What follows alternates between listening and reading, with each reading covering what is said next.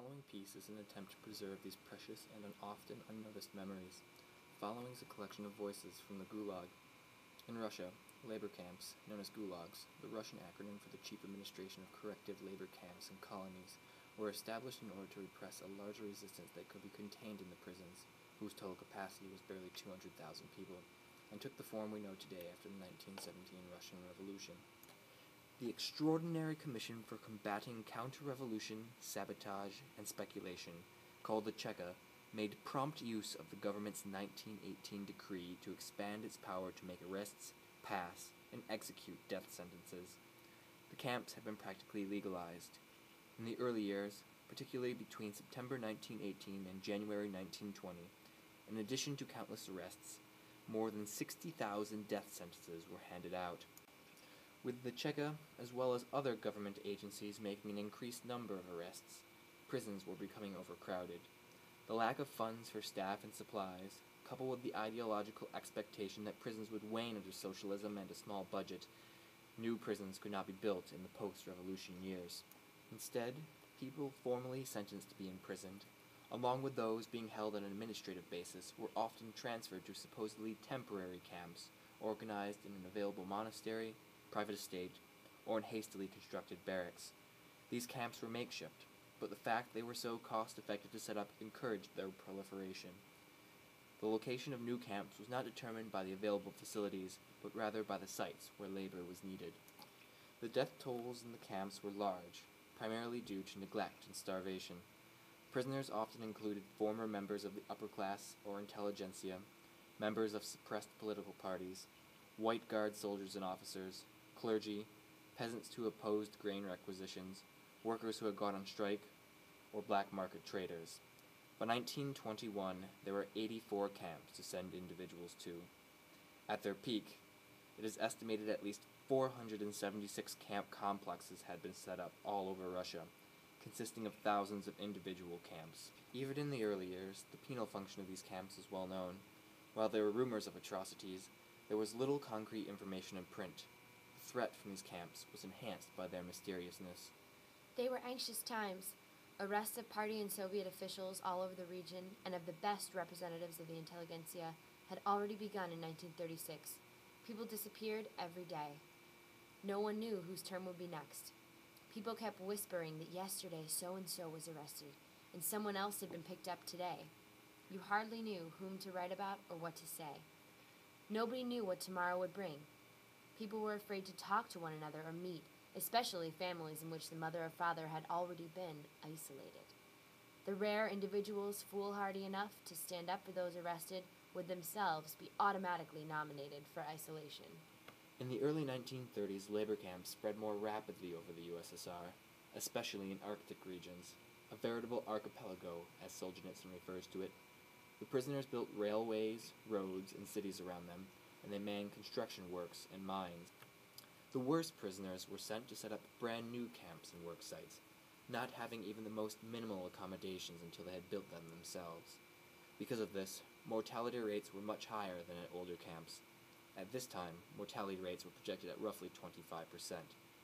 Many of these slave labor operations were failures in the long run, due to the shortness of the time assigned to complete tasks, poor supplies, improper building materials, and exhaustion of the workers. The government endeavored to keep secret the unbearable living conditions of the prisoners, the scarcity of food, the insufficient medical aid, and the deaths by freezing at the worksite. As autumn passed, the weather grew colder and colder. Waking up earlier than usual in the mornings, we would look out and see the gates of the men's compound open and stretchers being carried out. At first there were only a few, but the numbers grew and soon there were dozens of them. We initially assumed that these were sick prisoners being taken to the hospital, but we soon realized that they were dead, and that a mysterious epidemic had broken out in the men's compound. One morning we counted 100 stretchers. We became terrified for our loved ones who were somewhere not far away, for our comrades in affliction behind the barbed wire, and finally, for ourselves.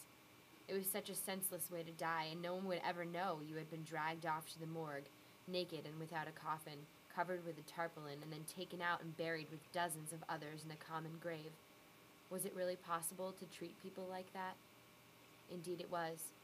as we saw with our own eyes each gray and joyless morning. The mid-1930s saw the camps largely disappear from the public view, even though at the same time the vengeful purges swept the country as the demand for slave labor continued to press. The secret police had quotas of arrests, and these quotas simply had to be met. As time progressed, greater numbers of young people were now being sentenced to the camps, as were Soviet officers, in an attempt to prevent the weapons that had been used to defeat Hitler from being turned on Stalin. Not only were the prisoners changing, but the camps as well. The camps were beginning to take a turn for the worse. After 12 hours of working, prisoners were locked up in overcrowded barracks or tents, often without blankets and with temperatures that could reach an average of 35 degrees below 0 Fahrenheit during the winter months. Rations were insufficient, and sleep was often interrupted by roll calls and searches. If they were not executed by authorities or murdered by criminal convicts, victims of these camps had to face a lethal combination of chronic hunger, overwork, and neglect. The bosses would appropriate one day's ration and hand out the standard minimum for every gang in the camp, good or bad. Fair shares all around, they called it. Fair to everybody, but they were saving at the expense of the Zek's belly. True enough, the Zek's stomach can put up with anything. If today is no good, we'll stuff ourselves tomorrow. That was the dream the whole camp went to bed with on minimum ration days. Caloric intake was meager, and food consisted of about a pound of bread a day and a trash soup cooked from a calculated amount of potatoes, groats, fish, sugar, and fats, in addition to a few spoonfuls of lean porridge. But he knew better now that he'd been inside. He learned to keep his whole mind on the food he was eating. Like now he was taking tiny little nibbles of bread, softening it with his tongue, and drawing in his cheeks as he sucked it. Dry, black bread it was. But like that, nothing could be tastier. How much had he eaten in the last 8 or 9 years? Nothing. And how hard had he worked? Don't ask.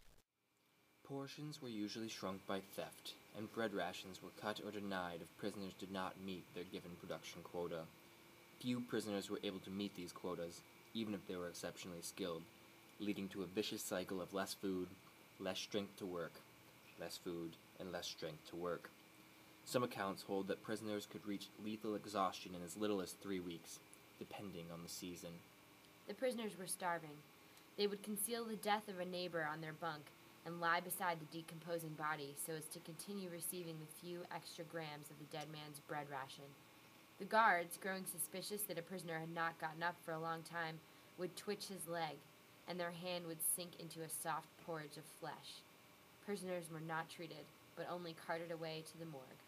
The period between 1934 and 1953 is perhaps the most thoroughly documented in memoir literature due to the significant amount of intellectuals imprisoned during these years.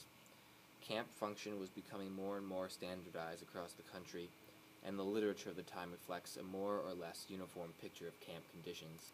Prisoners were now divided into brigades, a new tactic that forced inmates to police each other. Rations were calculated based on brigade production, and the great demands for output from even the weakest of the brigade increased the rate at which prisoners were driven to their grave. In the camps, things are arranged so that the Zek is kept up to the mark, not by his bosses, but by the others in his gang. Either everybody got a bonus, or else they all died together. Am I supposed to starve because a louse like you won't work? Come on, you rotten bastard. Put your back into it. The estimated number of prisoners who died in the Gulag between 1934 and 1953 is between 20 and 25 million. While the camps continued to exist well into the 1980s, it was the literary works and memories by Solzhenitsyn and countless others that leaped to the west that played a significant role in the accelerated erosion of the archipelago.